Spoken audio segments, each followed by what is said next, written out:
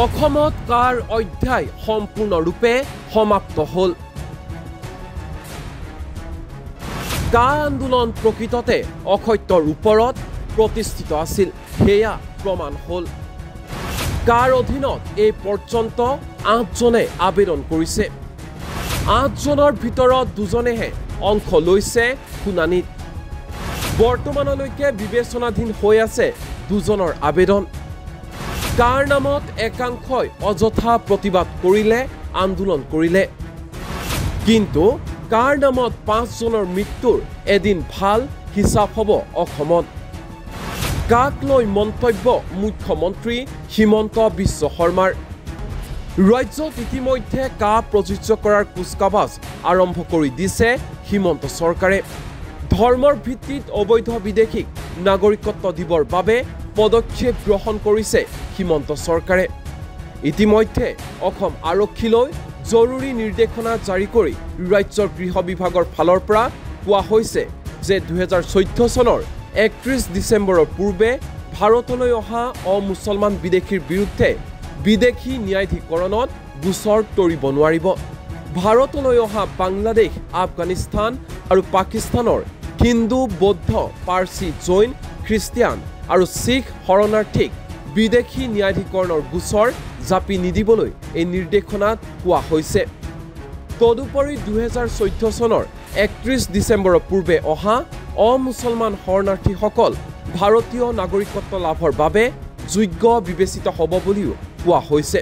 আৰু ইয়াৰ মাজতে কাক লৈ প্ৰতিক্ৰিয়া প্ৰকাশ কৰি অসমত কাৰ অধ্যায় সম্পূৰ্ণৰূপে সমাপ্ত হ'ল বুলি ঘোষণা কৰিলে মুখ্যমন্ত্ৰী ডক্টৰ হিমন্ত বিশ্ব শৰ্মাই। শুনোৱা হওক কি কৈছে ৰাজ্যৰ মুখ্যমন্ত্ৰী হিমন্ত বিশ্ব শৰ্মাই। That is to statutory we have to that anybody who has come into India before 2015 they have the first right to apply citizenship. So if they do not apply then we'll lodge a case against them. So this is a statutory instruction. যে 2015ত আহা সকলে আবেদন কৰিব, 15ত অহা পিছতখিনিক আমি খেদিম। কিন্তু 15ত অহা এতিয়ালৈকে কিমানে আবেদন কৰিছে? 2জনে। আজিৰ দিনলৈকে আপ টু ডেট ফিগাৰটো মই হিৰেণনাথক ফোন কৰি সুধি দিওঁ। 5 এপ্লিকেশ্যন কাট আছে, তাৰে 3জন হিয়াৰিঙত উপস্থিত নহ'ল, 2জনে এপ্লাই কৰিছে। Date is the latest on Assam. য'ত 5জন শ্বহীদে ঢুকালে আৰু এতিয়ালৈকে কাট আবেদন কৰিছে 2জন।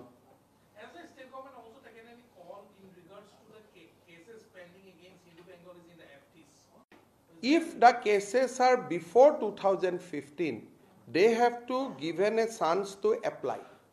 If they do not apply, proceeding will continue. So the case has to pause. যিবিলাক FT case আছে 2015 আগত 2-3 মাহ কেছবিলাক ৰখাই পেলাই তেওঁলোকক ক'ব লাগিব যে ইউ এপ্লাই।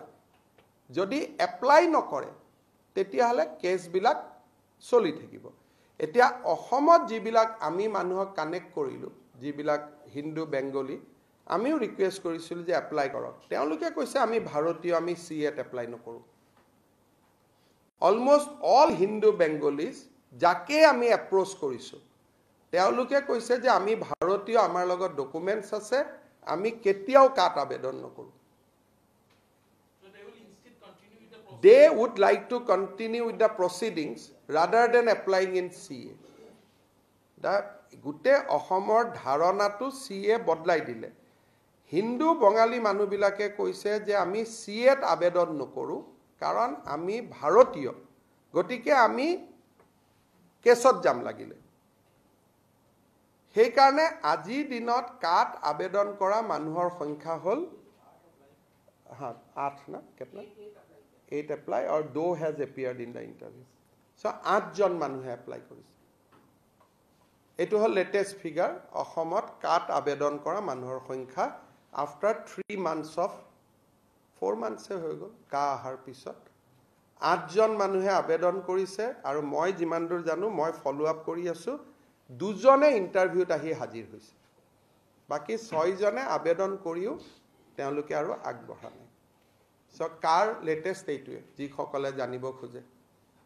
মইতো ভাবি থৈছিলোঁ যে অন্ততঃ 2-3 লাখ মানুহে আবেদন কৰিব বাকি আন্দোলনকাৰীসকলেতো 20, 25, 30, 50 যি পাইছিল তাকে কৈছিলে সেইকাৰণে এই 5 জন মানুহৰ মৃত্যুৰ এদিন ভাল হিচাপ এটা অসমত হ'ব সেইকাৰণে গোটেই আন্দোলনটো যে এটা অসত্যৰ ওপৰত আছিল সেইটো লাহে লাহে প্ৰমাণ হৈ আছে নিউজ ডেস্ক এনি টক্স